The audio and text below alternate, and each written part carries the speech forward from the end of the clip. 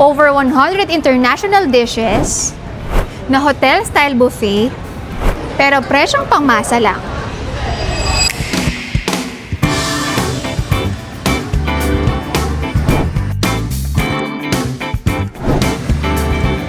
Para sa napakarami mong pwedeng pagpilian. Imagine niyo over 100 dishes. Sobrang sulit. Unlimited. Eat all you can. Super excited na akong matry ang mga ito, kaya naman ano pang inaantay natin guys? Huwag na natin patagalin, i-try na natin!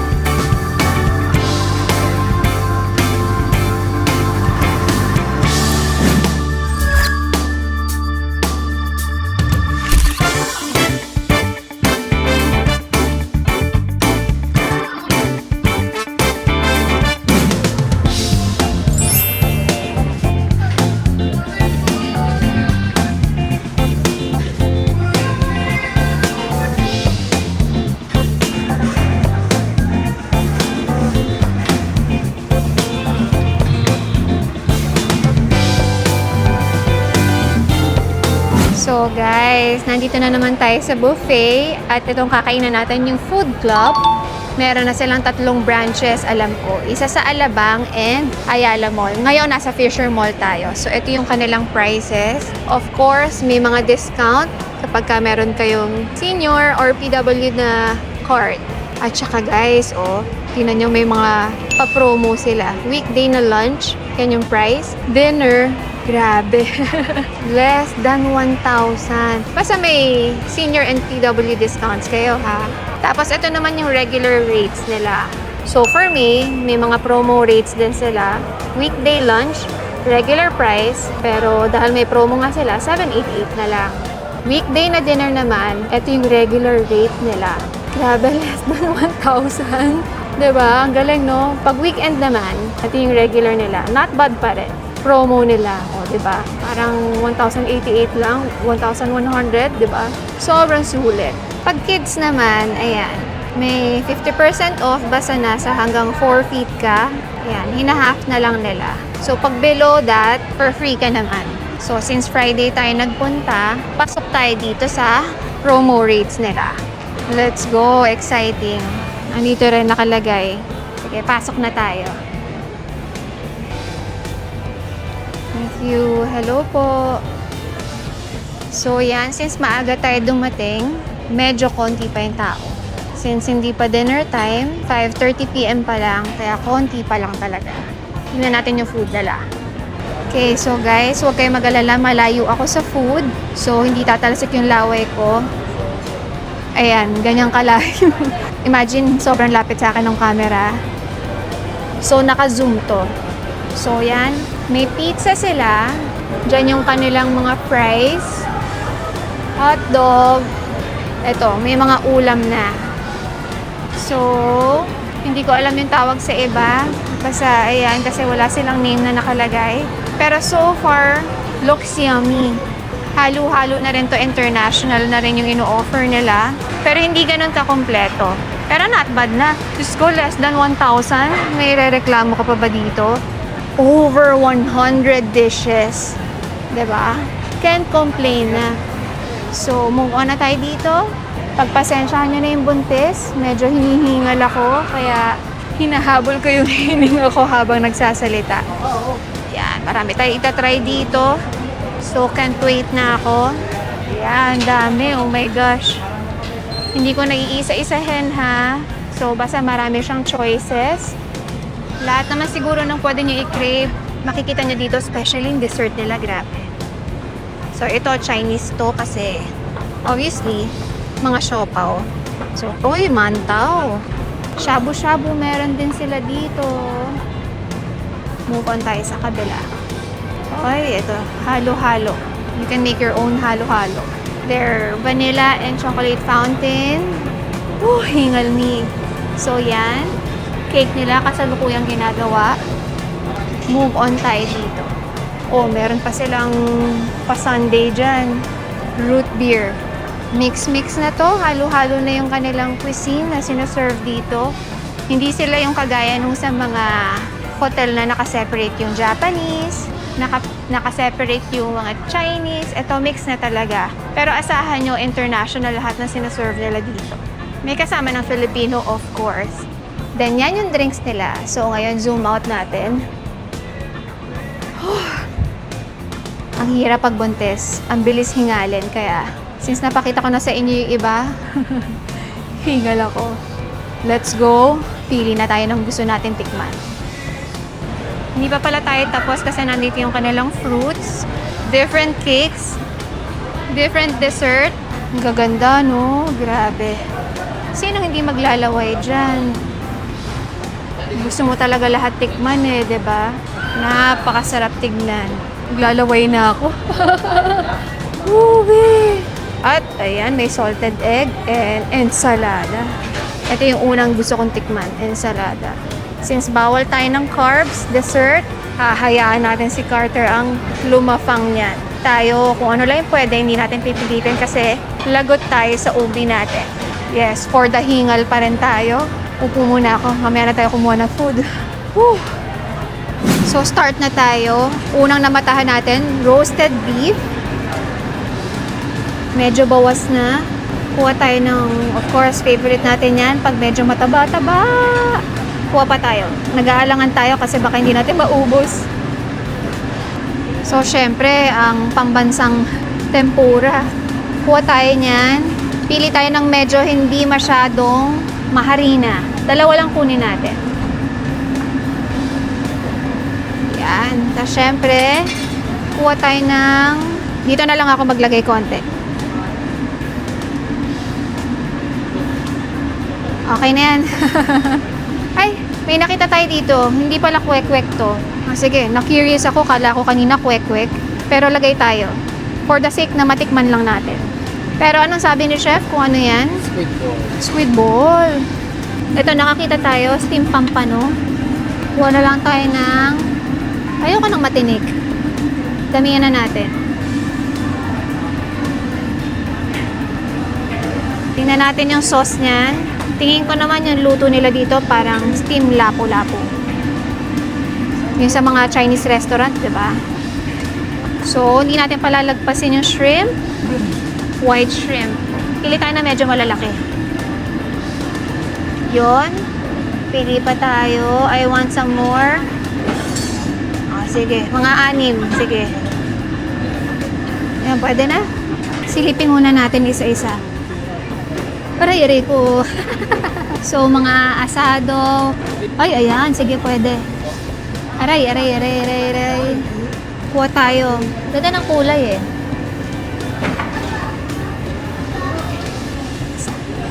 Kuha pa tayo. Ayan. Kailangan tayo may chili oil mamaya. Okay? So, I think nasa Filipino section tayo. Makita tayo ng chicken barbecue. Yan, lagay tayo dito. Isa lang, pwede na. Pero I think, parang masarap tong tenga. Kahit maliit lang. O, tikim lang. Diba? Yun, o. Kuha pa tayo ng isang plate. Let's go. So, finally, ayan, kompleto na yung ating mga nakuha para sa first round ng ating buffet. Nahirapan ako kung saan ako pipili, kung ano yung unahin ko. Okay, so, siguro dito muna tayo sa plate na to. So, yan. Mix of Japanese na to, Chinese, Filipino. Tara, gutom na tayo. Simulan na natin. So, syempre, doon tayo sa pambansang tempura muna. Diba? Sa Pilipinas, pagka may buffet eh, hindi pwedeng walang tempura. Diba? Kamayin na natin kasi medyo hirap tayo sa tinidor. Let's go!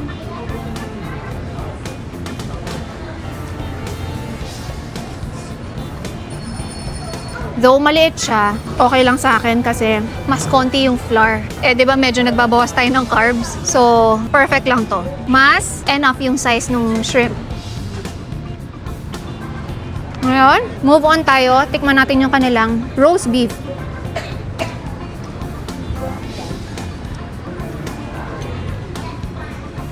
So, hotel-style buffet siya. Kasi ang haba, di ba? Normally sa mga ganitong hotel na buffet, ganyang kadami. Pero nasa mall sila. So by the way, 3 branches na sila. Isa sa Alabang, isa sa Ayala Mall, Manila Bay. Tsaka itong Fisher Mall. Ito kasi malapit sa amin eh. Para hindi na namin gaygayin yung Pasay. Okay, so tikman na natin yung kanilang roast beef.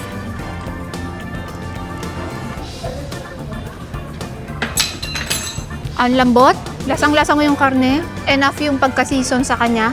Hindi overpowering. Kasi ganito yung gusto ko sa mga ganyan eh. Hindi masyado maalat. Diba? Very simple yung lasa. So ngayon, dito na tayo sa kanilang pampano. Nalutong style, yung sa mga lapu-lapu, diba? Yun.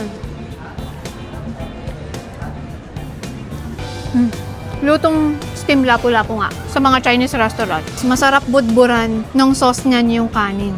So, barbecue na tayo. Tikman natin yung chicken. So, yan. Pakita ko sa inyo. Kagat lang tayo ha. Pakita ko lang sa inyo isa-isa. Mamaya na natin ubusin or enjoyin. Grabe, pag buntis, no? Parang nagsasalita ka lang, hindi ka naman naglalakad. Hingal na hingal ka. Malapit na rin kasi. But anyway, saan tayo kakagat? Dito na lang.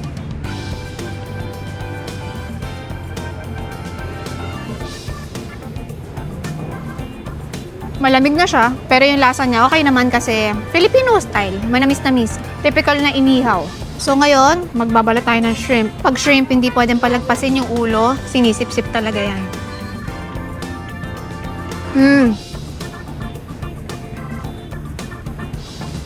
Grabe yung katas niya. Napaka-juicy, ang sarap. Ako ayoko magkamali sa lasa, ang pinipili ko lagi, steam. Pagdating sa shrimp. Kahit yung crab eh. Mas gusto ko simple, mas gusto ko steam compared sa may mga arte, yung may mga timpla. Pero okay rin matry yun paminsan-minsan like yung garlic butter. Okay din yun. Oh, grabe yung juice niya oh. Let's go!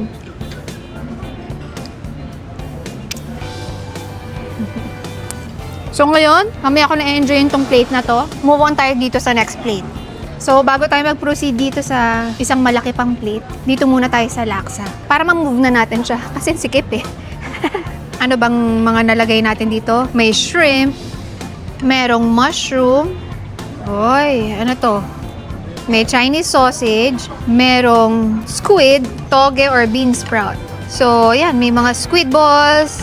Ay, ang dami pa. Grabe. O, sige, tikman na natin yung sabaw. So, ina-assume ko, ito yung tipo ng laksa na hindi lang basta creamy. Yung tipong unang hihigop mo, yung may guhit agad. Yung parang mabibilaukan ka. Yun, may guhit. Pero hindi kagaya nung sa mga authentic na naglalaksa. Ito may guhit pero grabe yung mga gumagawa ng authentic. So higop pa tayo kasi parang very addicting yung lasa niya. Mapapaulit ka talaga. Gusto mo yung guhit na ganun eh, 'di ba? Kahit medyo nahihirapan ka, mabibilaukan ka. Pero gusto mo yung ganun. Ooh, siguro ang pinaka natatandaan kong masarap na nakain talaga namin na laksa ni Carter. Parehas kami nagustuhan namin yun. Yun yung pinakamasarap sa amin nung nagkota Kinabalu kami. Yun yung parang hindi namin makalimutan yung lasa ng laksa nila. Oh, nakailang balik kami doon. Kasi nung wala pa kaming baby, wala pa si Akusha. Favorite na travel place natin, Malaysia. No? Sarap, daming masasarap na food doon. Kung kayo mahilig sa mga maraming lasa. Yung matatapang yung spices. So, ito nagustuhan ko. Tiknan natin yung mga sahog. May gulay, may mushroom. Yan, may fish. Sama natin yung squid. Pagsamahin na natin. Let's go, guys. Uy, umuusok pa.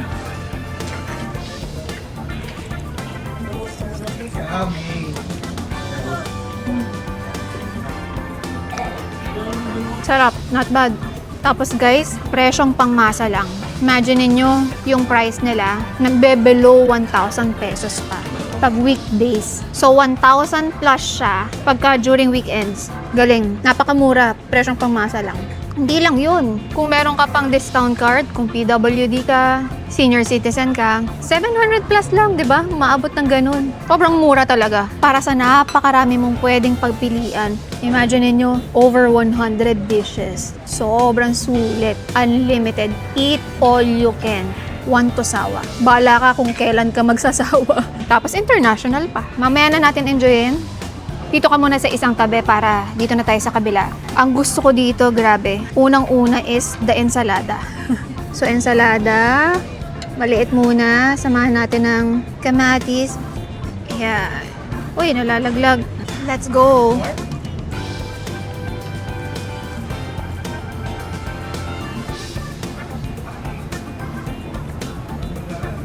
Ang sarap. Ang sarap.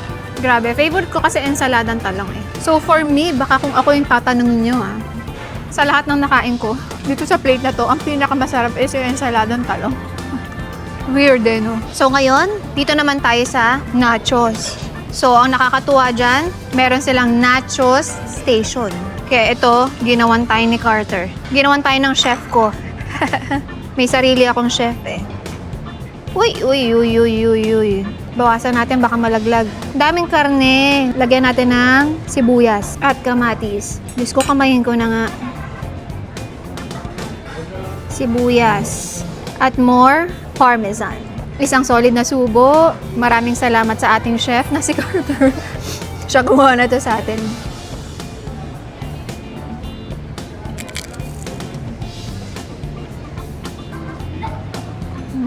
So far, sa lahat ng kinuha natin, wala tayong hindi nagustuhan. May mga iba siguro, hindi natin napakita. Siomai, may dumpling, just the typical. Pero syempre, minsan tayo, gusto pa rin natin tinitikman pa isa-isa. So yun, enjoyin ko na to. See you sa next round ko. Time check, 7:20 ngayon. So dinner time na. Pero ano ngayon eh, May 1st, so Labor Day, holiday ngayon. Feeling ko minsan maraming tao, minsan wala. Pagka-dinner. Anyway, pangatlong plato ko na to. Pinalikan ko na lang yung mga nataypan ko. So ito yung roast beef, kinuha ko ulit. Kasi unang-una, malambot siya. Tapos malasa. Pero kailangan kainin agad kasi nagsisebo.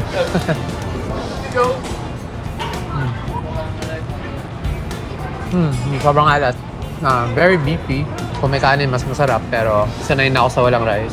Mohyong ba tawag dito? Or kikiam? Chinese kikiam. Chinese kikiam. Amoy kikiam. Parang kumain sa Binondo. Ganyan lasa. Tapos, ito pizza. Sinasabi ko na hindi ako nagka-carbs, di ba? Pero syempre, ang pizza masarap. So, ginagawa ko pag kumakain akong pizza, toppings lang ang kinakain ko. Tapos iniiwan ko yung tinapay. Toppings lang.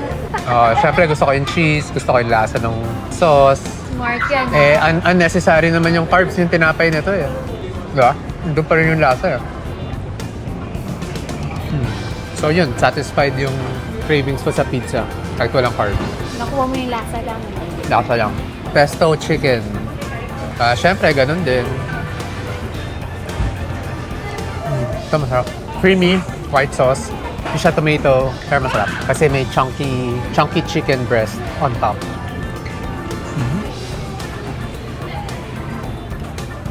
Tapos, ito, hipon. Pero himay natin. Oo, kailangan sip-sip yung ulo. Kasi, nandun yung good fat yun eh. Para sa akin. Hindi ko alam kung totoong good fat, pero aligay is, feeling ko, very nutritious. Yan. Hipon. Hindi sobrang fresh, pero Juicy pa rin. masarap pa rin. Nasang hipon pa rin. Kaya gusto nila nagko-comment eh. Ito, chicken feet. Siyempre, hindi siya mukhang yung mga nandun sa Chinese restaurant talaga. Pwede na. Para sa presyo. Para sa presyo kasi, ang dami talagang choices eh. Sa sobrang daming choices. Parang, di mo pa na titikman lahat, busog ka na. Parang ganun yung dating. Kaya, ano lang, tip lang, konti-konti lang kukunin. Yun lang, busog na ako. Pang third plate ko na to. Pero okay tong place for like, pag may celebration, birthday. Kasi below 1,000 lang eh. Diba? Sobrang sulit. So, nasa dessert na tayo, guys. Let's go. Unahin natin yung very nice color na donut. Apple green yung color. Tapos may namatahat tayo sa ilalim. Color pink na donut. Ang ganda, diba? So, pag-cake, ang ganda. Ito, syempre, tikman natin to. So, wala pang nag-ihiwa. Hiwa tayo. Nakakatakot, wala pang kumukuha. Small slice lang. Very attractive yung kulay niya. Yun, oh. Red velvet siguro. Wala kasi sila nakalagay name, eh, no? Hanap pa tayo. Uy, another purple. Kuha tayo. Ito. Yun. Itabi natin sa grill. Nice. So, what's next? Unahin muna natin yung sweet putik crab. Mukhang masarap. Ngayon ito, kamay na lang natin. Dito na siya sa gitna. What else? Sapin-sapin, kuha tayo. Gulay. Pagkasya natin. Ayan. Mapagkasya eh. No? Ngayon, syempre, palitaw. Isa lang. Ganda ng kulay. Kaya maglalagay tayo syempre na sesame seeds. Kahit wala ng asukal kasi bawal sa ating asukal. Too much sugar na to. Hati kami Carter. Konti lang yung titikman ko. Sayang, nasa buffet nyo eh. Minsan lang naman. Okay, so nasa dessert time na tayo at fruits. So ito kay Carter to. Kasi too much sugar na eh. So itong mga dessert na nakuha natin, reminder guys ha, take note, titikman lang natin dito. Ilan lang dito. Hindi lahat, hindi natin uubusin to kasi kaya nga nang sabi ko sa inyo, as much as possible, kung kayang walang sweets, kung kayang walang carbs, mas maganda. Pero kung paminsan-minsan lang, kahit basta tikim lang, yung cute na tikim lang. Kaya na to, sige ito. Ito muna, puto flan. Kasi diba, ang cute naman talaga eh. Tikman na natin. Small bite ah. Total, yun naman ang gusto nyo kasi sabi nyo lagi, ang laki ng subo ko eh, diba? Ngayon baguhin natin. Mas pabor sa atin.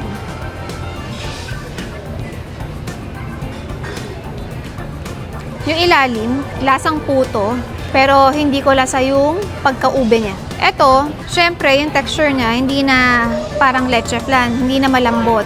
Parang puto na lang din siya. Pero yung tamis, yung medyo slight na lasa ng leche flan, kuha naman. So, good combination. Pwedeng matry. Dito naman tayo sa kanilang buksan natin. Oopsie! Ang kanila, yan, oh, bibingka with salted egg and cheese. Gaya ng sabi ko sa inyo, small bite lang. Tanggalin muna natin to. Eh, may dahon na naiwan.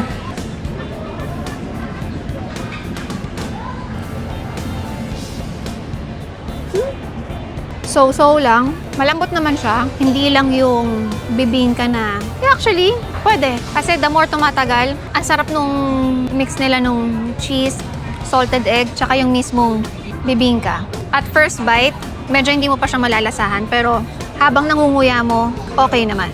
So, palitaw. So, itong palitaw natin, kamay na lang natin. Itong palitaw natin, walang asukal to, nyog lang, tsaka yung sesame seeds. So, syempre, hindi matamis to.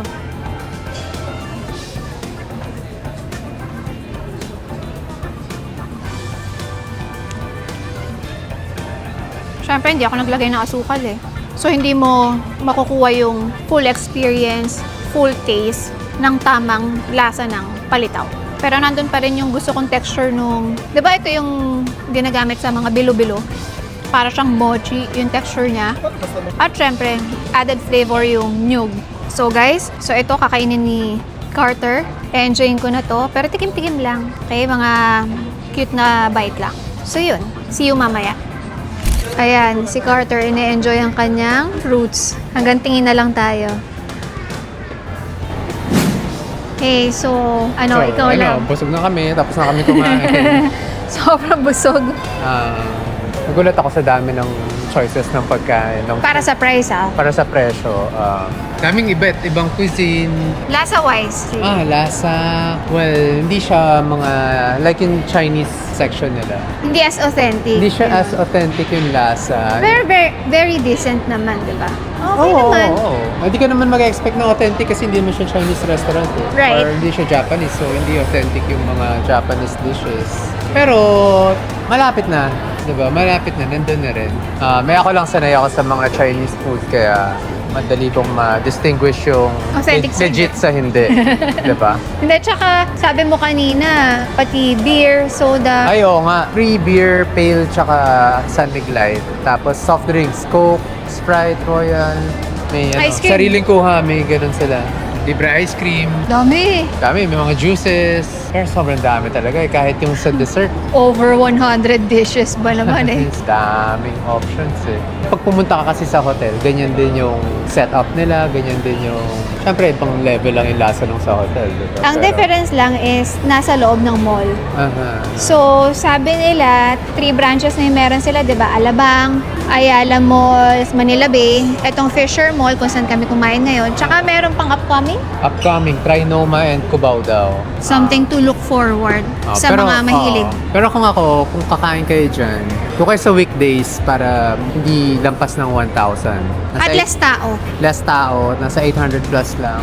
Pero, yun na yung meal nyo sa buong araw. I think hindi naman sila super nag-change ng dish eh, no? Same din. Feel ko. Very few kung mag-change man sila. Tingin ko not much difference yung lunch yung weekends Weekend. and weekdays. Pero the best yung lunch buffet para mura lang. Tapos hindi siksikan. Para sa mga nagtitipid ha, or medyo budgeted yung pera. Ganyan. So, yun. So far, so good naman para sa presyo. Para sa price. Yun yung nag-convince sa amin na i-feature ito kasi para sa dami ng dishes at Masulit naman. sa presyo niya, okay siya. So, ayun, sa mga hindi pa nakaka-subscribe, subscribe na kayo. Like and comment din sa mga gusto nyo pang i-recommend sa amin hanggat kaya. Kung kayang mapuntahan, sige, go lang. Tapos may second channel din kami, Lane Bernardo Unfiltered. So, pwede nyong i-visit din yon. May pangalawang video na kami doon. Kaka-upload lang. Kaka-upload lang. Sana nag-enjoy kayo dito sa episode namin. So, guys, sa sobrang busog ko, baka fasting na ako hanggang bukas. Dinner time na ang kain ko ulit tomorrow. Sakto naman nag-workout ka today eh. Oo. So yun, sana nag-enjoy kayo. Till our next video. Bye!